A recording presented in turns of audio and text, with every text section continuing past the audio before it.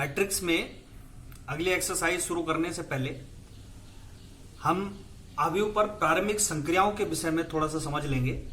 Elementary operation of matrix, ये प्रारंभिक संक्रियाएं हमारे लिए इसलिए आवश्यक हैं क्योंकि इन्हीं के आधार पर हम किसी अवयव का इनवर्स निकालना सीखेंगे और पूरी की पूरी प्रश्नावली जो है वो इसी पर बेस है। तो अवयव की जो प्रारंभिक संक्रियाएं हैं वो कुल मिलाकर 6 हैं। मूलतः वो 3 ही प्रकार की होती हैं, लेकिन स्तंभों और पंक्तियों में अलग अलग विभाजित करने के कारण उन्हें कुल मिलाकर 6 कहा जाता है। इसमें से पहला प्रकार है किन्हीं 2 पंक्तियों या स्तंभों का परस्पर विनिमयन, यानी कि अगर हम पंक्तियों के हिसाब से लें, पंक्तियों में तो माना कि कोई आई हमारे पास कोई पंक्ति है और जे हमारे पास कोई पंक्ति है, तो हम क्या करते हैं, पंक्तियों में आरवी पंक्ति को आईवी पंक्ति को जेवी पंक्ति से एक्सचेंज कर लेते हैं। आईवी पंक्ति को क्या करते हैं, जेवी पंक्ति से एक्सचेंज कर लेते हैं। तो इस प्रकार की संक्रिया को क्या कहते हैं, 2 पंक्तियों में परस्पर विनिमयन। अगर हम इसी को स्तंभों के रूप में समझें तो ये क्या हो जाएगा, माना कि आईवें स्तंभ व जेवें स्तंभ में हम क्या करते हैं, परस्पर विनिमयन करते हैं। तो विनिमय कैसा होगा इनका, ये हो जाएगा सी आई, एक्सचेंज हो जाएगा किससे, सी जे से। एक एग्जांपल से हम इन दोनों को अच्छे से समझने की कोशिश करते हैं कि माना कोई अवयव हमारे पास ए इस तरीके से है, 1 2 3 4 5 6 7 8 9 इस तरीके का कोई अवयव हमारे पास है और इस पर हम क्या करें, इसके लिए हम करें आर आई का मतलब यह है कि हम आई में कोई सा भी इसमें नाम दे सकते हैं।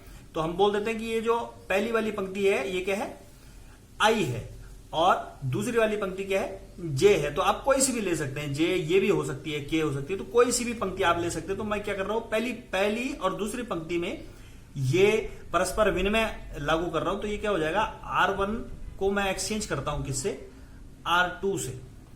तो ये क्या बन जाएगा, ए हमारे पास। ये करने के बाद आप देखेंगे R1 क्या है हमारे पास, R1 है हमारे पास 1 2 3 और R2 क्या हमारे पास 4 5 6। तो R1 की जगह क्या आ जाएगा, R2 आ जाएगा, ये हो जाएगा 4 5 6 और R2 की जगह R1 आ जाएगा, ये हो जाएगा 1 2 3 और बाकी वैसे ही लिख देंगे। तो इस तरीके का रूपांतरण हम अवयव में कर सकते हैं। बिल्कुल यही प्रकार हम स्तंभों के लिए भी कर सकते हैं। आप देखें, कोई एग्जांपल ले लेते हैं। इस तरीके से हमारे पास कोई अवयव है,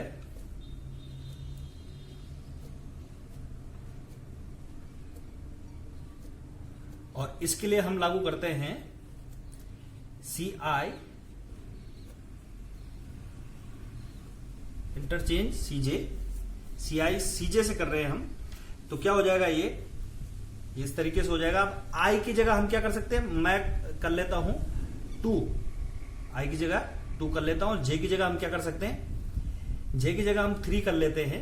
तो इसका मतलब जो सेकंड कॉलम है उसको मैं इंटरचेंज करूंगा किससे, थर्ड कॉलम से, इस तरीके से। तो आप इसको ये करने के बाद ये क्या हो जाएगा, ये हो जाएगा, देखो पहले कॉलम के लिए तो कुछ नहीं हो रहा है, इसलिए इसको वैसे ही लिख देंगे 1 4 9। सेकंड कॉलम की जगह पे कौन आएगा, थर्ड कॉलम आ जाएगा। तो ये हो जाएगा 5 7 6। इसी तरीके से थर्ड कॉलम की जगह कौन आ जाएगा, सेकंड कॉलम। तो ये क्या हो जाएगा 2 6 5। तो इस तरीके से था किन्हीं 2 पंक्तियों या स्तंभों का परस्पर विनिमय। अब प्रारंभिक संक्रिया में दूसरी प्रकार की संक्रिया हम देख लेते हैं। इसमें है कि किसी पंक्ति या स्तंभ के अवयवों को एक शून्येतर संख्या से गुणन करना, यानी कि अगर पंक्तियों में करने हैं तो किसी एक पंक्ति में हम क्या करते हैं, किसी एक संख्या वह शून्य नहीं होनी चाहिए, उसके अलावा कुछ अलग हो सकती है, ऋणात्मक हो सकती है, धनात्मक हो सकती है, उसकी क्या कर रहे हैं, पूरी की पूरी पंक्ति में गुणा कर दे रहे हैं। तो पूरी पंक्ति में गुणा करेंगे तो उस पंक्ति के प्रत्येक अवयव से उसकी गुणा हो जाएगी। तो इस प्रकार का भी हम रूपांतरण उस अवयव उस मैट्रिक्स में कर सकते हैं। ठीक यही संक्रिया हम स्तंभ के लिए भी कर सकते हैं। किसी एक स्तंभ में हम क्या करेंगे, जीरो के अलावा किसी एक संख्या की पूरे के पूरे स्तंभ में गुणा कर देते हैं। इसको प्रतीकात्मक रूप से भी समझ लेते हैं और साथ में एग्जाम्पल से भी इसको समझ लेंगे कि जैसे पंक्ति के लिए हम करें तो किस तरीके से होगा, पंक्ति में किस तरीके से कि हम क्या कर रहे हैं,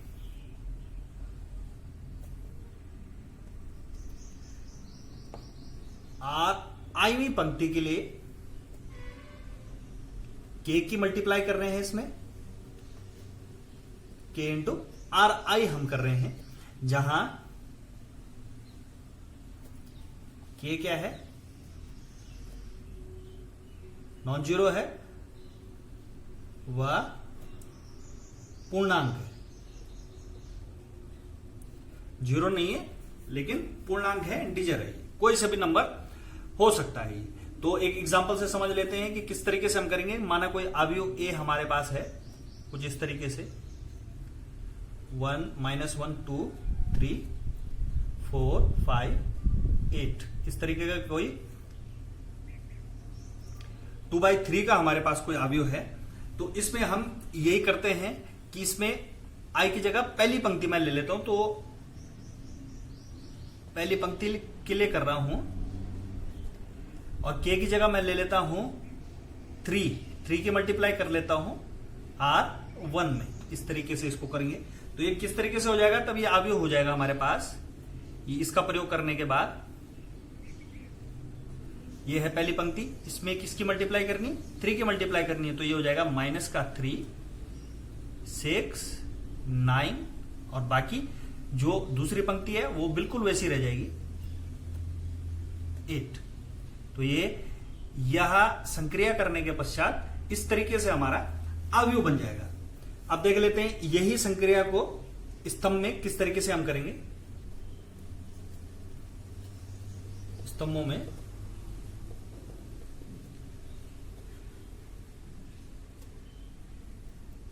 सी आई के लिए कर लेंगे के इंटू सी आई। एक एग्जांपल लेके समझ लेते हैं इसको। माना कि इस तरीके से कोई अवयव हमारे पास है 4 5 7 2 8 9 1 6 8 इस तरीके का कोई अवयव हमारे पास है। और इसमें मैं कर रहा हूं आई की जगह मैं दूसरा वाला अवयव ले लेता हूं। C2 के लिए मैं करूं 1/2 की मल्टीप्लाई करूं, की जगह लिख दूं 1/2 इंटू C2। इस तरीके से करो तो ये A हमारे पास क्या बन जाएगा, ये बन जाएगा, देखिए C1 तो बिल्कुल वैसे ही रहेगा, ये हो जाएगा 4 5 7। अब C2 के लिए हम करेंगे तो 1/2 की इसमें मल्टीप्लाई करेंगे तो 2 से 2 कैंसिल हो जाएगा, ये आ जाएगा 1। 2 से 4 8 कैंसिल हो जाएगा, ये हो जाएगा 4 टाइम्स और ये आ जाएगा 9/2।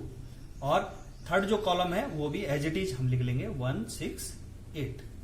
तो इस संक्रिया का इस तरीके से हम प्रयोग कर लेंगे। अब हम देख लेते हैं तीसरी संक्रिया। इसमें किसी पंक्ति या स्तंभ के अवयवों में किसी अन्य पंक्ति या स्तंभ के संगत अवयवों को किसी शून्येतर संख्या से गुणा करके हम जोड़ते हैं। इसको प्रतीकात्मक रूप से हम इस तरीके से लिखेंगे। पहले देख लेते हैं अलग अलग करके इनको। पंक्तियों के लिए क्या हो जाएगा, पंक्ति में हम किस तरीके से लिख सकते हैं कि कोई आईवीं पंक्ति के लिए हम कर रहे हैं, आईवीं पंक्ति के लिए, तो हम क्या कर सकते हैं इसके लिए, आईवीं पंक्ति में हम इस तरीके से कर सकते हैं कि जेवीं पंक्ति में हम k की गुणा करें और उसे iवीं पंक्ति से जोड़ दें, तो इस तरीके से जो बनेगा वो iवीं पंक्ति हो जाएगी, मतलब पंक्ति बन जाएगी पहली हो या i का मान आप कोई सा भी ले सकते हैं। आप पहली पंक्ति लें, दूसरी पंक्ति लें, कोई सी भी आप पंक्ति ले सकते हैं। j का मान भी हम कोई सा भी ले सकते हैं, दूसरी ले लें, तीसरी लें या पहली पंक्ति लें, कोई सा भी मान हम इसमें ले सकते हैं। तो ये क्या है, इसका प्रतीकात्मक रूप है कि हम क्या करें कि किसी पंक्ति के लिए हम इस तरीके से करें कि उसमें किसी दूसरी पंक्ति में कुछ संख्या हम की क्या करते हैं, हम गुणा कर दें। ये k इस तरीके से होना चाहिए कि शून्य ना हो, इसकी गुणा दूसरी पंक्ति में करें और इन दोनों को जोड़ दें, तब जाके हम पहली पंक्ति बनाएं। तो इस प्रकार की संक्रिया भी अवयवों के संबंध में की जा सकती है। अब इसको स्तंभों के लिए भी हम समझ लेते हैं। स्तंभों में ये किस तरीके से होगा,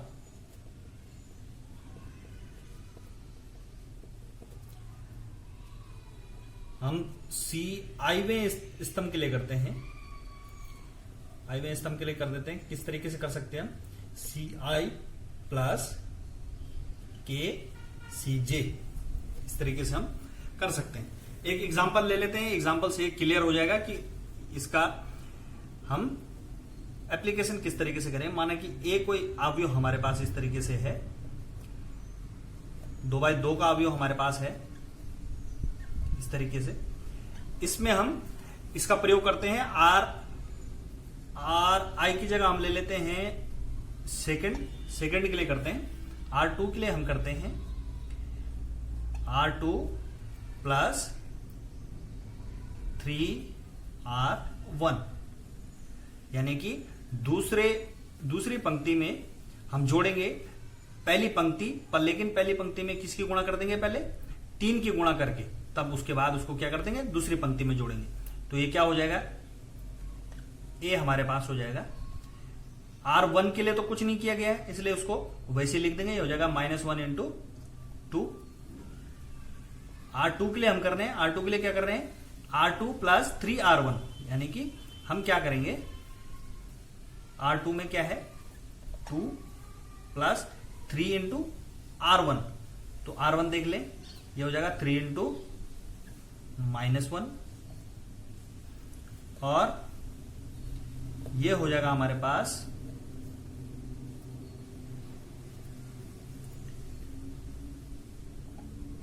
3 प्लस 3 × 2। तो इसको क्या लिखा जा सकता है, इसको लिखा जा सकता है -1 × 2, ये हो जाएगा -3 और प्लस का 2 यानी कि -1, ये हो जाएगा 6 + 3 यानी कि 9। तो इस तरीके से हम इसको कर सकते हैं। इसी तरीके से कॉलम्स में भी देख लेते हैं कि ए हमारे पास कोई अवयव इस तरीके से है 1 2 2 1,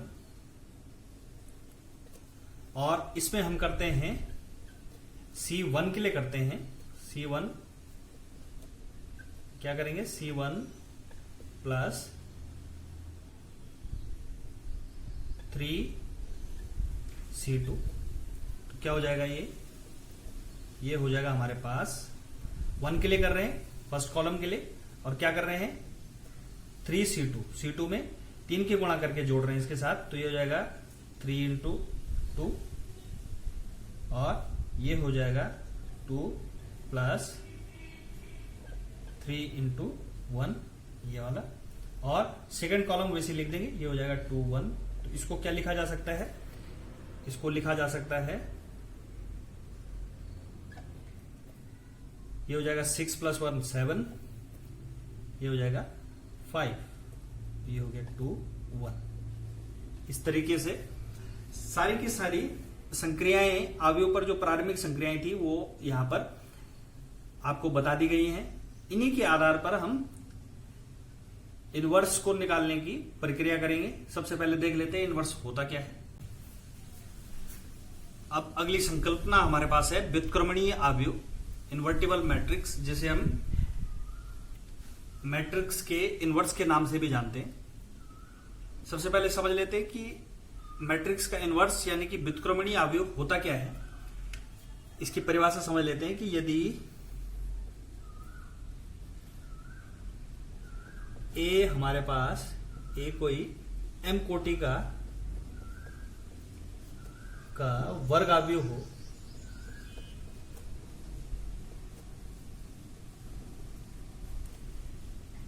इस प्रकार हो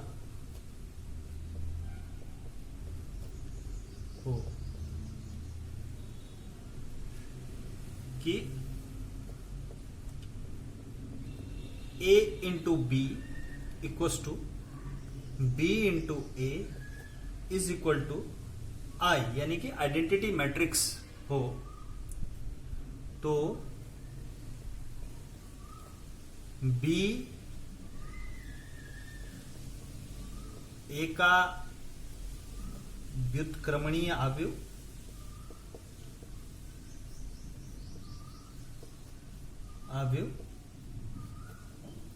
व ए बी का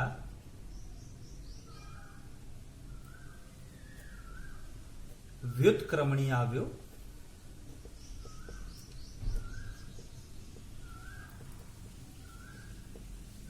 कहलाएगा। अब देख लेते हैं इसको डिनोट कैसे करते हैं।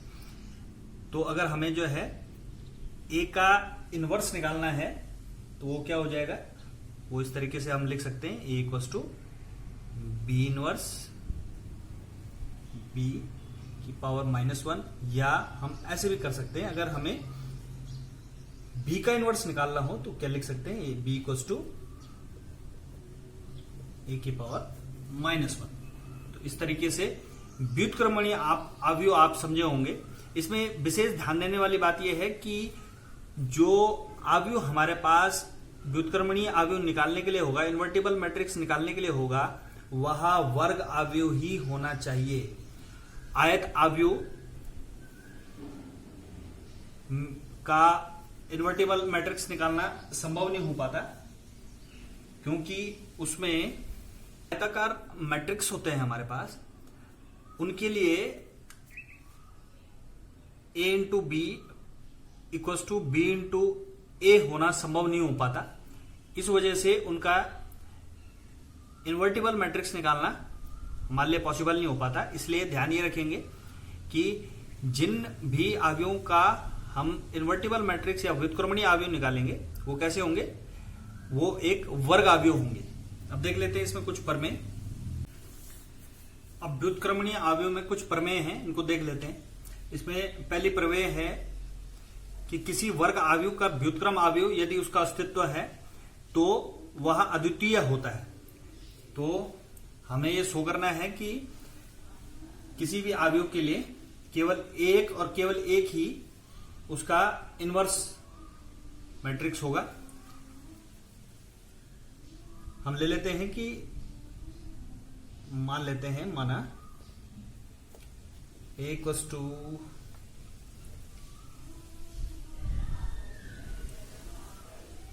m कोटि का वर्गावयव है,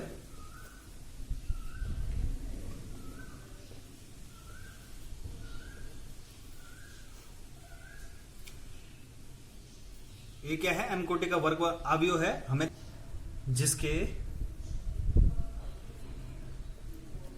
b व c दो व्युत्क्रम अवयव हैं, इनवर्स मैट्रिक्स है।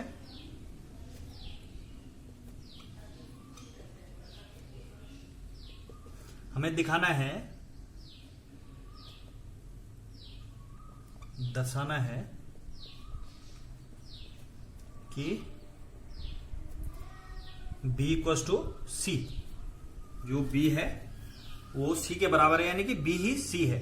तो हम देख लेते हैं, जैसे कि हमें अभी पता है व्युत्क्रमणीय अवयव की परिभाषा से कि अगर a का b कोई व्युत्क्रम है तो क्या हो जाएगा,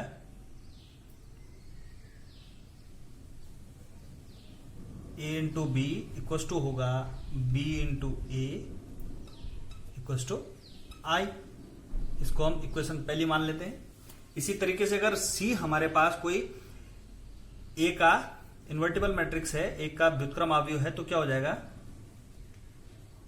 a into C equals to C into A equals to I, हो गया इक्वेशन सेकेंड। अब हम लेके चलते हैं बी को किस तरीके से लिखा जा सकता है? बी को लिखा जा सकता है बी इंटू आई, और आई को हम क्या लिख सकते हैं? आई को हम यहां से लिख सकते हैं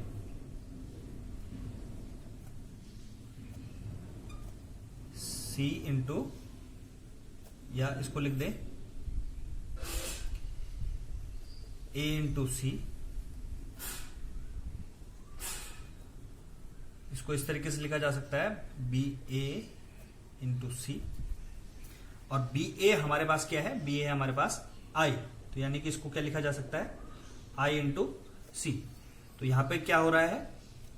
आई इंटू सी को हम सी लिख सकते हैं, तो क्या हो रहा है कि बी इक्वल्स टू सी हमारे पास आ रहा है, यानी कि किसी भी वर्ग अवयव का जो व्युत्क्रम अवयव होगा वो हमेशा क्या होगा?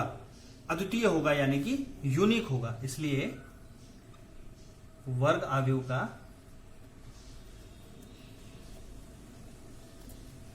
व्युत्क्रम अवयव अद्वितीय यानी कि यूनिक होगा।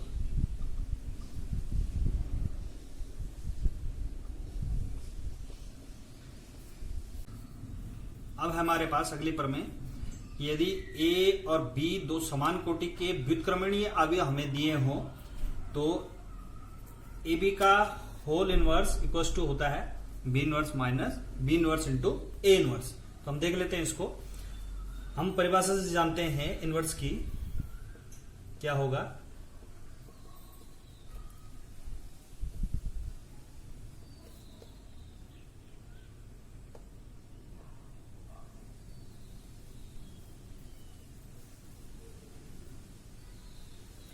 अब देख लेते हैं हम इसकी उत्पत्ति किस तरीके से होगी, इसका प्रूफ। कई बार बोर्ड परीक्षाओं में इनके प्रूफ पूछ लिए जाते हैं, तो देख लेते हैं किस तरीके से हम जानते हैं कि परिभाषा कैसी होती है इनवर्स की। परिभाषा से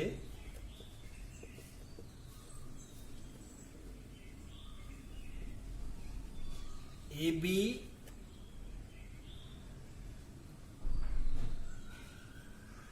और ए बी का inverse equals to I, identity matrix हमारे पास होता है। मैं इसमें दोनों साइड ए इनवर्स की मल्टीप्लाई कर लेता हूं, ये हो जाएगा A inverse A B into A B का whole inverse equals to A inverse into I. देख लेते हैं आप इसको किस तरीके से लिखा जा सकता है। ये हो सकता है A inverse into A B का इनवर्स ए बी का whole inverse equals to A inverse into I. क्या हो जाएगा हमारे पास? ये आइडेंटिटी मैट्रिक्स 1 की तरह बिहेव करती है, इसलिए किसी भी संख्या में अगर 1 की गुणा हो तो वही संख्या वापस आ जाती है, इसलिए ये ए इनवर्स हो जाएगा हमारे पास। देख लेते हैं इसको। ए इनवर्स ए क्या हो जाएगा हमारे पास? आई, हम जानते हैं इसकी डेफिनेशन से, ये बी ए बी का whole inverse equals to A inverse. अब इसको लिखा जा सकता है बी इंटू आई, बी लिखा जा सकता है इसको, ये हो गया ए बी का whole inverse equals to A inverse. अब मैं दोनों साइड बी इनवर्स की मल्टीप्लाई कर लेता हूं, तो क्या हो जाएगा? ये हो जाएगा बी इनवर्स इंटू बी, ये है हमारे पास ए बी का इनवर्स ए बी का whole inverse equals to B inverse into A inverse. अब बी इनवर्स इसको क्या लिखा जा सकता है? बी इनवर्स इंटू बी को हम क्या लिख सकते हैं? आई, हमें पता है इसकी डेफिनेशन से आई हो जाता है ये हो गया ए बी का whole inverse equals to B inverse into A inverse. और इसको क्या लिखा जा सकता है? इसको लिखा जा सकता है ए बी का whole inverse equals to B inverse into A inverse. ये इसका प्रूफ होगा। जितनी भी आवश्यक चीजें इनवर्स निकालने के लिए थी वो सभी मैं आपको यहां पे बता चुका हूं। यही इसके इंट्रोडक्शन में था। इसके बाद हम एक्सरसाइज पे आ जाएंगे और वही समझेंगे कि किस तरीके से हम इनवर्स निकालेंगे किसी भी अवयव का। वो अगली वीडियो में